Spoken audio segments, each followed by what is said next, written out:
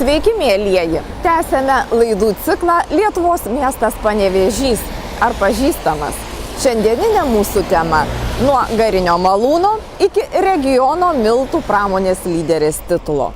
Štai dabar ir pažiūrėsime, ar teisingai dainuojama toje vaikiškoje dainelėje apie ežio malūną, kai jiems akis uždulkėjo, akinius jie užsidėjo. Eime? Grūdo kelias malimo prasideda nuo užkelimo grūdų. Kadangi malūnas teikia paslaugą, yra svarstyklės, žinot grūdų svorį, žmogus atvažiavęs grūdai pasveriami, čia yra jau pasvertyje, todėl dedame į keltą arba liftą taip vadinamą ir grūdai kils į antrą aukštą, kur prasideda malimas ir baigėsi malimas. Ten jau grūdai pilami ir gatava produkcija priimama.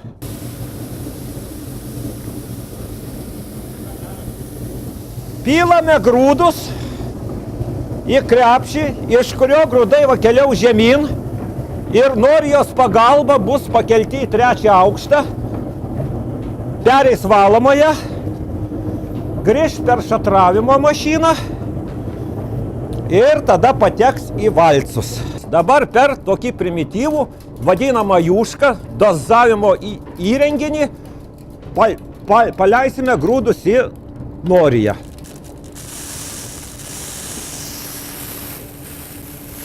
Truputį didelis rautas, truputį mažesnį ir mūsų grūdai byra žemyn. Norijos pagalba kils aukštinį į trečią aukštą.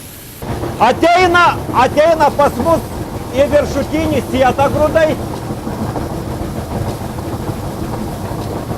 Prasivalo stambios šiukšlės, krinta ant vidutinio sieto. Grūdas, kuris pereina vidutinį sietą, yra jau geras, tinkamas malimui.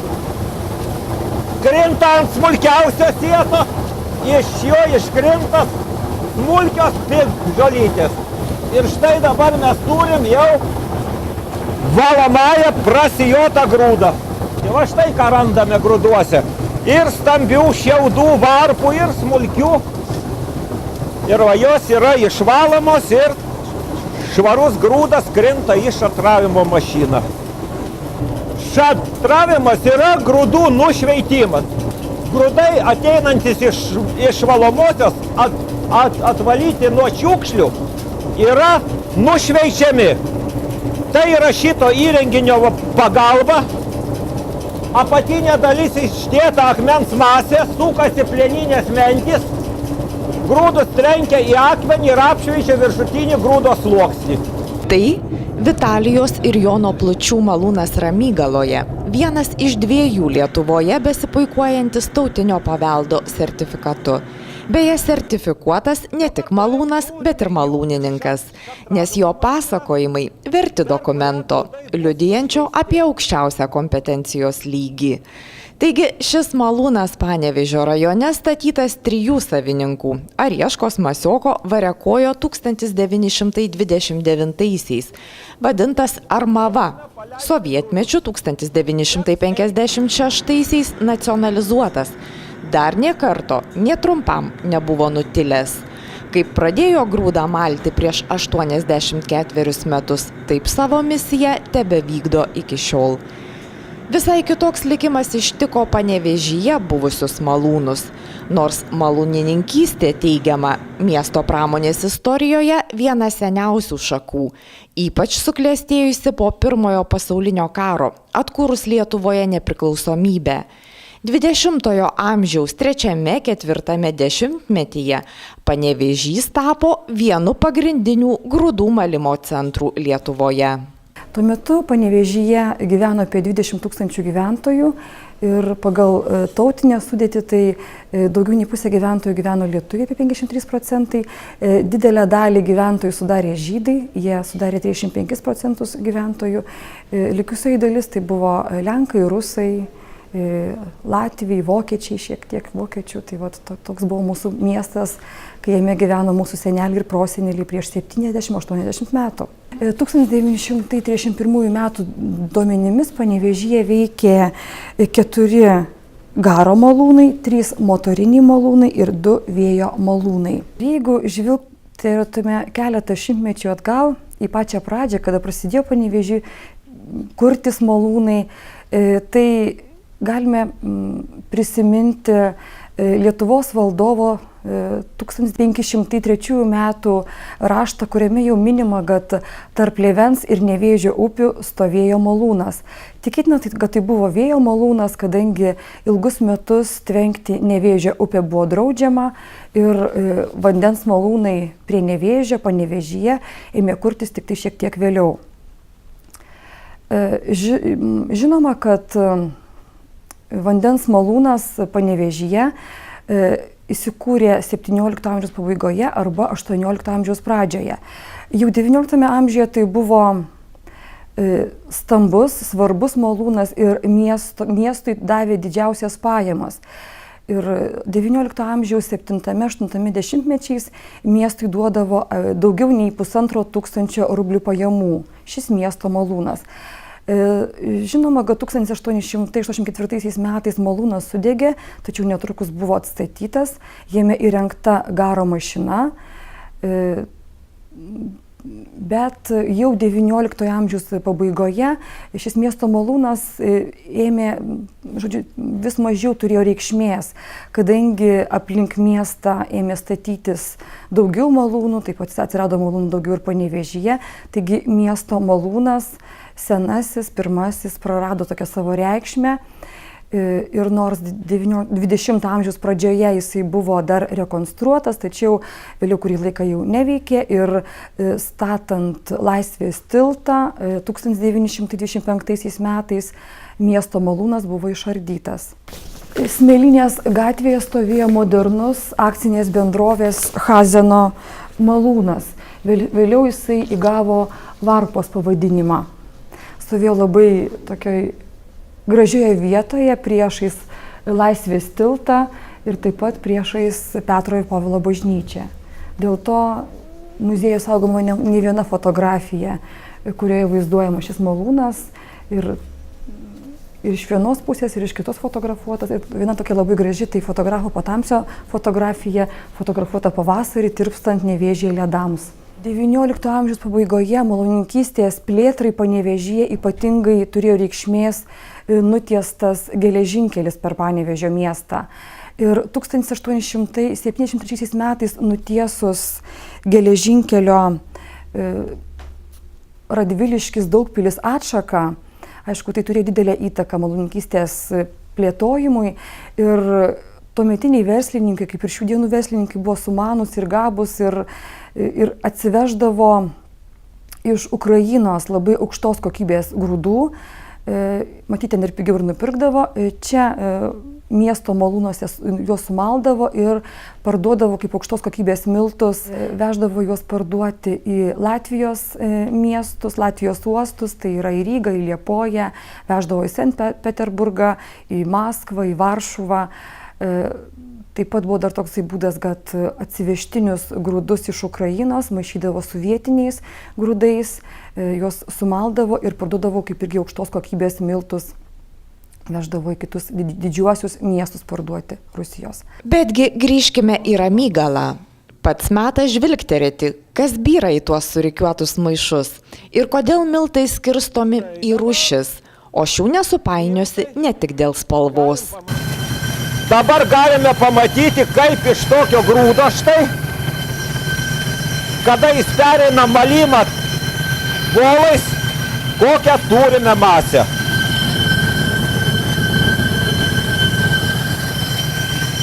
O štai yra rupiai malti rūpus, kurie sietų pagalba bus atsijoti į rupius manus, smulkius manus, antrokus miltus, o rupumą smulkins toliau antri valcai. Ateina iš rezervaro, arba taip čia senoviškai bunkerių vadinamo.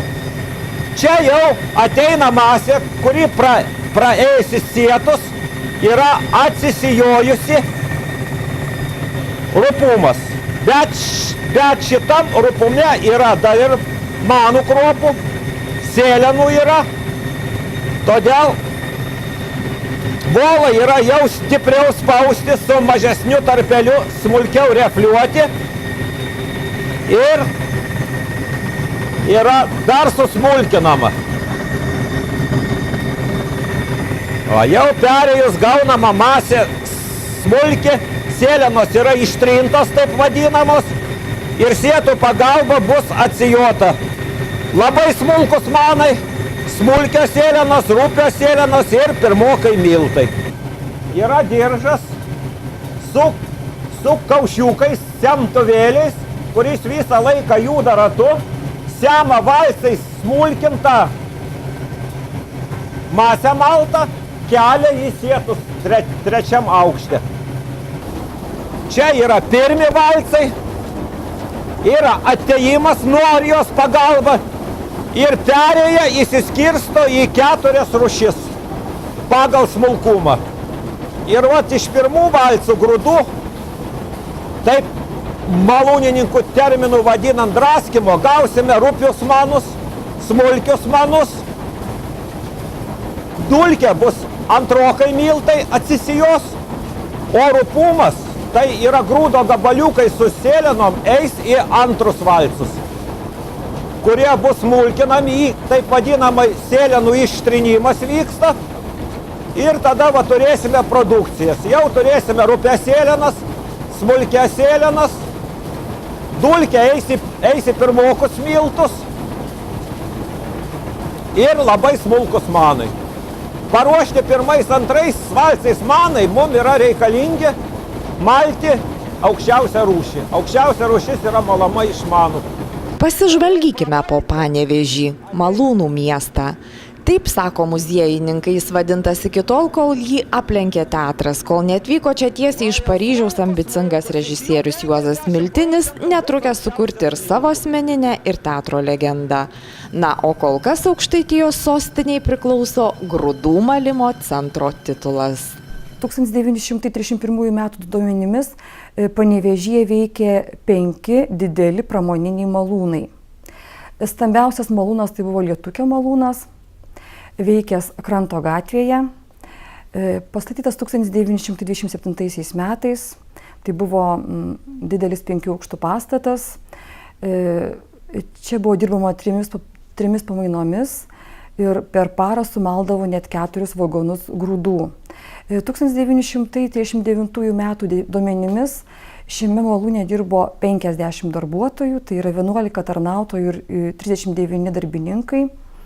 Ir tai buvo pirmas automatinis malūnas Lietuvoje ir toks didžiausias malūnas ne tik Lietuvoje, bet ir visame Pabaltyje. Paėjėkime Kranto gatve. Maždaug šioje vietoje, kur dabar stovi daugiaaukštis gyvenamasis namas, grūdą malė Lietukio malūnas. Baigiantis Antrajam pasauliniam karui, 1944 metais vokiečiai pasitraukdami susprogdino miesto pagrindinius objektus, susprogdino ir malūnus ir būtent neliko ir Lietukio malūno.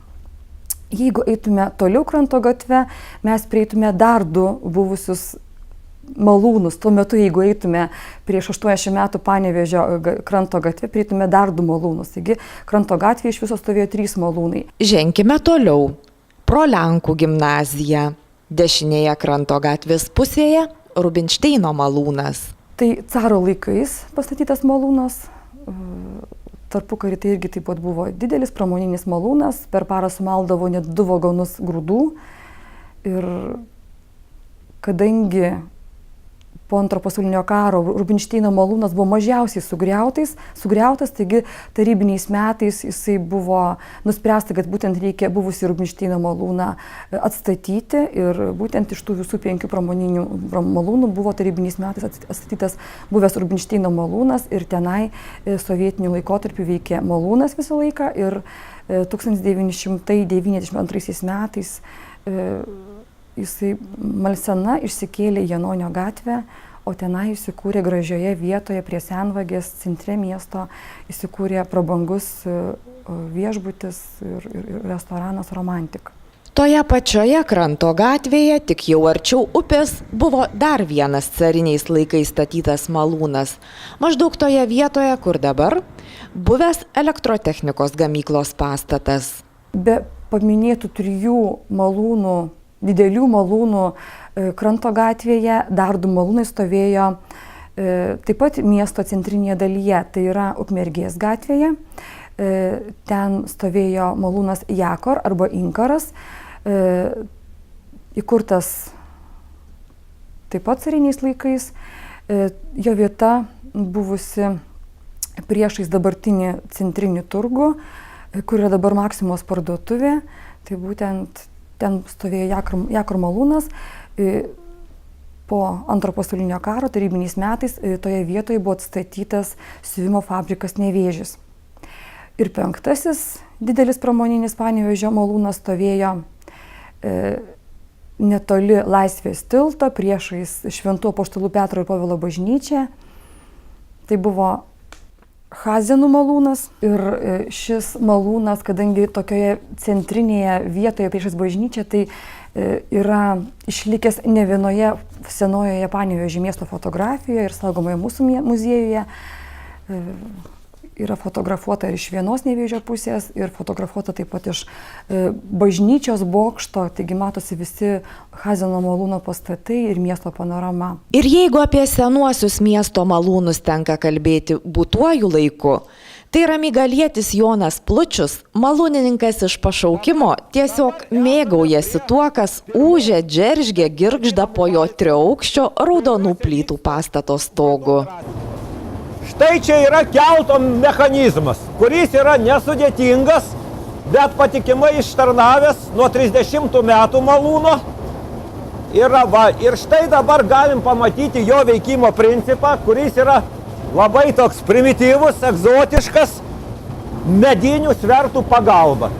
Štai dabar, jeigu aš noriu važiuoti su keltu žemyn, pažvelkite į tą rytę.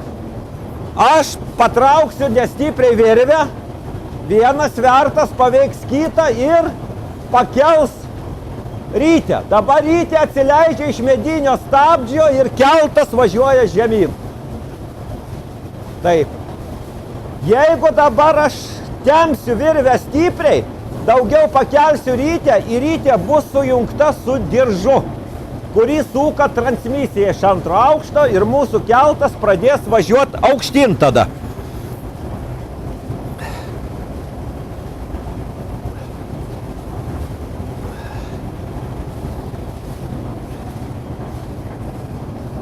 Ir taip patikimai veikia keltas, kuris gali pakelti iki 250 kg svorio. Bet šiame malūne yra viskas laimingai, niekas nėra išparceliuota, taip sakyti. Štai palubiai, skliautė beveik, sukasi rytės arba škyvai taip pat vadinami, diržai nuo transmisijos mažosios veda noriją. Norijos neturi atskirų variklių, eina nuo bendros transmisijos, kuri yra 19 amžiaus klasika. Yra dar originalus švediškas diržas, išlaikęs tiek metų, bet išvargęs, trukinėjantis, todėl yra keičiamos norijos, bet jos lėtu greičiu sukasi ir ilgai tarnauja.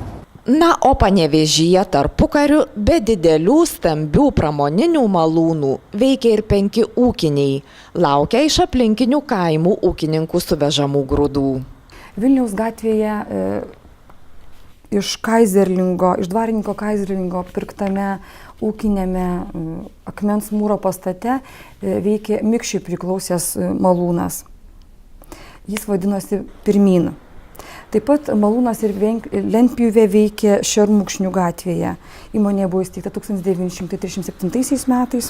Kiti 3 malūnai buvo vėjiniai, tai 2 iki šiol stovintis Ramygalos gatvėje. Jie statyti maždaug vienu metu. Tai yra 19 amžiaus 8-9 metyje. Malūnas, kuris yra šiuo metu rekonstruojamas, tai priklausė malūnininkui Pranskūnui, o malūnas, kuris yra Žemynos pagrindinės mokyklos teritorijoje, priklausė malūnininkui Biežiui. Šie malūnai dar veikė ir tarybiniais metais, o paskui buvo uždaryti. Pušaloto gatvėje veikė trečiasis vėjinis malūnas, priklausęs Berkevičienei, uždarytas taip pat jau sovietiniu laikotarpiu, tai yra 20 amžiaus 80-metyje. Veiksmas sodiečių pamėgtoje vietoje malūne, į kurį ruošdavosi kaip į savotiškas labai reikšmingas apeigas, vykdavo kaip tik taip, kaip pasakoja malūnininkas Jonas. Dabar vyksta valomosios valymas, kadangi baigėsi grūdai, sietai turi būti švarus, yra išvaloma prieš stabdant valomoje.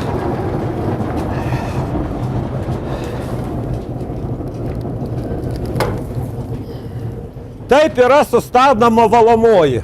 Numetamas diržas, kad jinai neduotų bereikalingo triukšmo ir nediltų. Taip, čia įsimalymą. Rodo, kaip įsimala malūnė sėlenos. Viskas žiūrima. Sėlenos turi būti be miltų, be manų kruopų, todėl visą laiką stebimas.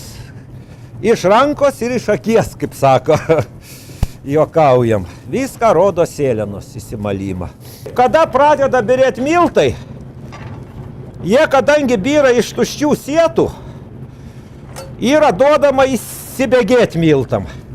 Kadangi iš tuščių sietų gali ateiti ir tamsesnių miltų gali, o todėl yra miltų perėmimas, taip vadinam. Iškalam auliuką prieš kabinant gerą maišą. Miltai byra, tie miltai yra pirmieji ir antrieji pradedant malt. Jie niekur nedingsta, paskui permalami praštesnę rūšį. Byra smulkesnės selenytės ir jas jau toliau į aukščiausią rūšį nepilam. Pilame, tik tai yra tokia rūšis, štai čia pasienyje, byra nepersimalę manai. Va tuos grąžiname į valcus, štai jie jau yra balti, jau jie bus malami toliau. Iš jų bus aukščiausia rūšis malama. O čia miesto pakraštys. Pramoninis, kaip įprasta sakyti, rajonas. Jei drįstume teigti, jog tai malūnas, būtų tik dalis tiesos. Taip, iš Kranto gatvės prieš kelis dešimtmečius jis išsikėlė ir kūrėsi šiame komplekse. Keitė ne tik buvimo vietą, bet ir pavadinimą. Dabar čia akcinė bendrovė Amilina. Viena lyderiaujančiųjų Europoje kviečių krakmolo, glitimo ir kviečių glitimo pašarų gamintoja. Neabejotina miltų pramonės lyderė regione. Taigi visiška netiesa, kad Panevėžys ilgainiui prarado galimybę su pasididžiavimu vadintis malūnų miestu. Ir jei pramonės objekto cechose grūdui dabar nutiesti greitkeliai anaiptol neprimena tų primityviųjų, kaip prieš kokį šimtmetį, pasidžiaukime, kad ne per toli nuo Panevėžio Ramygalos mieste jo kelias dar neužžėlė užmaršties žole. Jis toks pat, stulbinančiai tikras. Turim atsarginę girną ir turime dabar va sumontuotas. Šitos yra veikiančios nuo pat malūno pradžios, kaip juokauja mūsų malūno girnos. Štai šitos girnos yra neeksploatuojamos jos. Jos buvo pastatytos, kada susitvėrė kolūkiai ir neturėjo malūnų. Šitom girnom maldavo kolūkiam pašarinius miltus. Čia prie kiekvienų girnų pamatysit kraną. Kadangi reikia girnas nukelti ir iškalti, kad jos turėtų griovelius, todėl yra šitų žirklių pagalba, yra skylės, girnas suimama, sukant viršutinį varžtą pakeliama ir kur reikia atvežama. Tada girna yra perverčiama ant tokio stovo. Irgi, kur malūnas dirba su girnom, jūs pamatysit tokį stovą. Paguldama ir specialių plaktukų pagalba yra statinami, o kiti yra nuožulnami, kad girna trauktų ir gerai maltų. Štai yra veikiančios girnos, kad kas neiššoktų naktį, esu padaręs groteles jom, kad jos būtų uždengtos.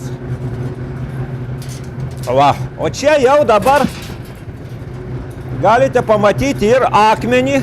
Apatinis akmuo nejuda, yra sukamas viršutinis akmuo. Yra kaištukai ir pleištukai.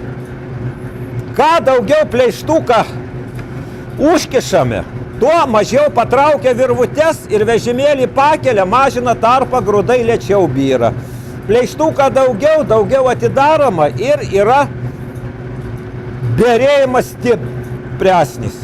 Yra skylė kaip inkelė padaryta, kad visus grūdus galima būtų iššluoti, iškasti. Yra dėl to padaryta. Dabar yra kada girno malama. Daug kas stebisi, labai įdomų dalyką turim.